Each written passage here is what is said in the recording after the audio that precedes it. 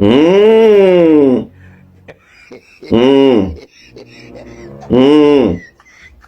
Mmh. Salut, papa ado. C'est ton fils. Papa, il vient ce matin car il y a plein de choses à dire. Mais bien avant de commencer, je mets cette photo-là. Vous voyez, non, cette photo? Ah! En tout cas, 2 jours là, je ne sais pas si la gamme de mon papa Charles Blé Goudé,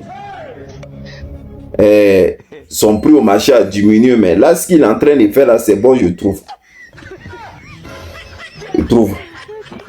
Est-ce que c'est une récupération ou il fait ça du bon cœur? Non, la manière qu'il voit là, il fait ça du bon cœur.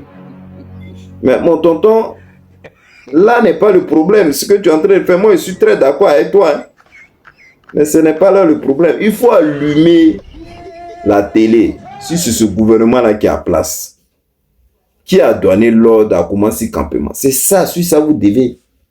Je sais que ce que tu es en train de faire, les gens ont besoin d'une première nécessité.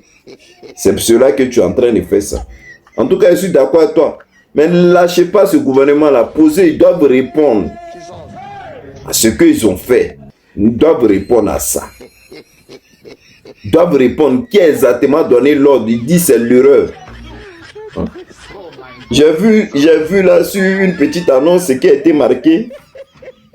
Qu'est-ce qu'ils ont dit? En visite à Koumassi campement dimanche 21 juin 2026 à la rencontre des populations touchées par des récentes opérations de déguerpissement. Charles Blé Goudé a plaidé pour la création des fonds d'appui d'urgence destinés au logement des victimes. Le président du COJEP a également appelé les autorités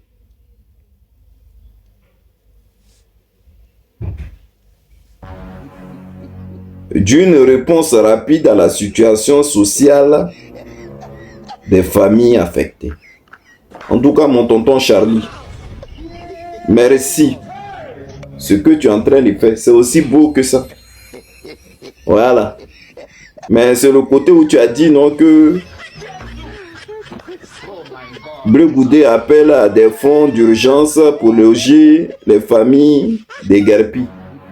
Ceux-là, ils ont jetons. Ils savent dans quoi ils sont. Hein? Bon, après, tonton aussi, quand il regarde un peu là, j'ai comme l'impression que c'est un peu la récupération. Hein? Ton histoire là. Parce que vu en lui, il est sorti. Lui, il a montré même le truc là, comment ils peuvent loger les gens vite. Bon, c'est pas mal aussi quand tu es sorti derrière parce que tu es venu à ton parti pour représenter. Qui est fou? Ah. Ils ont dit là. En tout cas, qui a se négligé? Mais en tout cas, tonton Charlie, moi j'ai confiance, merci. Le RDM même là, moi-même je ne sais même plus quoi on va faire d'eux. On va faire d'eux, je ne sais plus. Je mets cette photo là. Vous voyez ce monsieur là? Vous l'avez connu? Est-ce que vous voyez ce monsieur là? Ceux qui le connaissent là, la photo là, vous allez comprendre. Le colonel Alphonse Nouanou s'est éteint hier en exil au Ghana. Il était FDS. On combattu contre la France pendant plus de 10 ans. Le lieutenant-colonel Alphonse Nouanou fait désormais partie de la mémoire collective des résistants ivoiriens. Le 2 avril 2011, alors que le pays basculait dans le chaos, il a marqué les esprits face aux caméras sur la télévision ivoirienne. Il s'est présenté pour remobiliser les troupes restaient loyales aux institutions quand certains officiers de grade choisissaient la réduction ou l'abandon de poste. Lui a choisi de parler devant la population, apeurée. Il a rappelé qu'il existait encore des militaires ivoiriens pour la défense des institutions et n'était pas négociable. Blessé au combat contre l'armée française, il a été infiltré et mis en lieu sûr par ses hommes fidèles à ses convictions. Il n'a jamais cru à la bonne foi du nouveau régime. Il a refusé à plusieurs reprises d'intégrer la nouvelle armée ivoirienne, issue des fausses nouvelles. Hier en exil au Ghana, le lieutenant Alphonse Nwalou a tiré sa révérence. Un officier debout digne, fils de la Côte d'Ivoire, Satané Ali. Donc le gars là, vous le connaissez bien. C'est le gars là, quand tous nos monos là ont commencé, quand ça a commencé à chauffer sur eux, tellement ils avaient peur, ils étaient rentrés en brousse, d'autres même ont jeté leurs trucs. C'est lui là qui est ressorti pour immobiliser, pour dire non, les gars là sont venus nous attaquer, on ne va pas se laisser faire. Faudrait qu'on ait à l'avance. Donc lui là, si vous connaissez, c'est-à-dire, c'est le seul qui n'ont pas trahi jusqu'à la fin. Et quand ils l'ont blessé, les gars là l'ont pris pour aller le mettre en lieu sûr au Ghana. Après, le gouvernement en place a appelé pour qu'il vienne intégrer. Lui, il a dit non, il n'était pas prêt pour eux. Parce que ce gouvernement-là, c'était pas un bon gouvernement. Donc, lui, il n'était pas prêt. Il préfère rester en exil. Bon, c'est de son exil au Ghana, là, le gars là, déjà. En tout cas, tonton, nous te rendons hommage avec fierté ce que tu as fait pour la Côte d'Ivoire. Défendre la patrie. En tout cas, que Dieu t'accorde dans son paradis et que ton cœur soit apaisé et qu'un jour il fera jour. Les Ivoiriens vont se rappeler de toi. Nous allons avancer. Vous voyez cette image-là que je mets? Ça, c'est à Gagnoa. C'est-à-dire, les gars là, ils sont assis matin, midi, soir pour dire pays est beau, mon papa a dû en train de tout changer. Voilà, Gagnoa là qu'elle a. Bon, après, il leur donne raison même aussi. C'est-à-dire, vous les bêtez là. Voilà au comportement qu'il y a. Cette histoire-là, ça ne date pas d'aujourd'hui. Bon, vu en lui, là, lui n'est pas xénophobe. Donc, on ne va pas parler de cette manière. Mais vous-même, comment ça se fait même que Gagnoa, là, qui est pour bêter, là, c'est Gula qui est venu récupérer tout Gagnoa. Mais, mairie ou députation, c'est Gula qui est venu. Alors que chez eux, là, c'est Van qui peut aller faire campagne là-bas, on l'a chassé. Gagnoa là est devenu maintenant pour les jours. Vous avez vu route là. Maintenant, Gagnoa là même est devenu pour vous. Maintenant, route là, vous ne voulez pas nettoyer.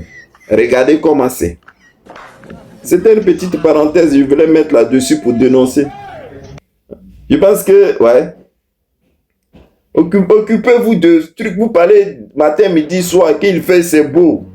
La Côte d'Ivoire se développe. C'est les coins comme ça, c'est pas, on n'est pas dans les élections. Si c'était les élections, là, ça, la chap, vous allez verser ça là-dessus. Faites semblant au moins. Ça fait très sale. En tout cas, celui qui s'occupe des gagnants là, pardon.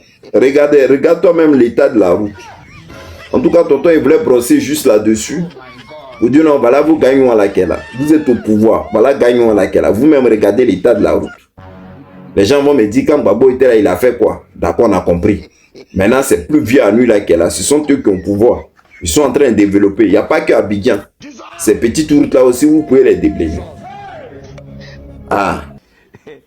Maintenant, bien avant de finir, je mets la photo de ce comédien là, ce petit Camerounais là. Il t'avait déjà averti, toi.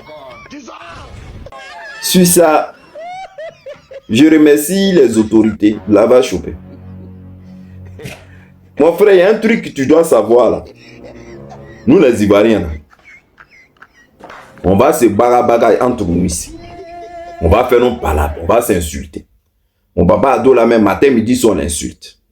Mais c'est entre nous les Ivoiriens. C'est-à-dire, c'est nous là, on doit l'insulter. Il n'y a pas d'autre pays qui doit l'insulter. C'est pas c'est sa politique là même qui est en train de faire que son nom est en train d'être gâté.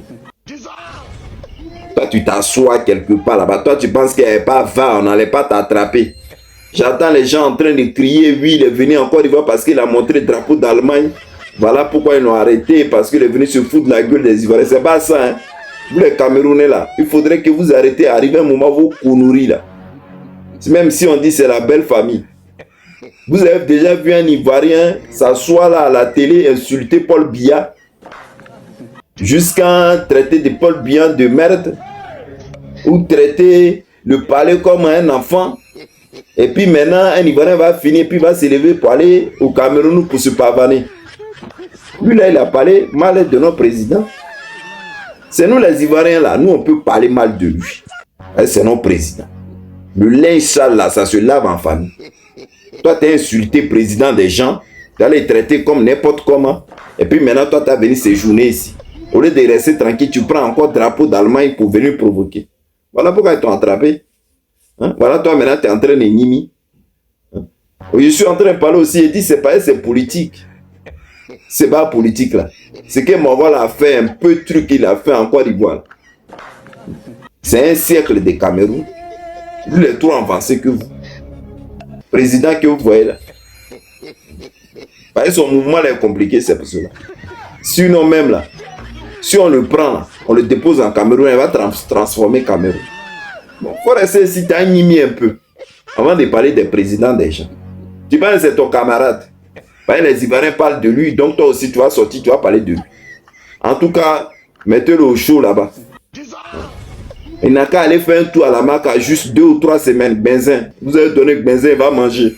Quand Van là commencer à grossir un peu, puis vous le libérez. Ils vont le piriger là-bas au Cameroun.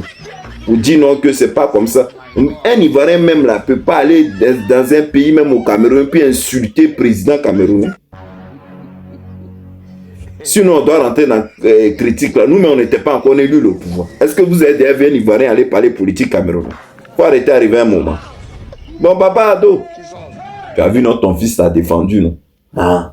De temps en temps, quand ça ne va pas, il te frapponne. De temps en temps aussi, tu as vu, non? Ah. Bon, je te fais un gros bisou, bonne journée, bye.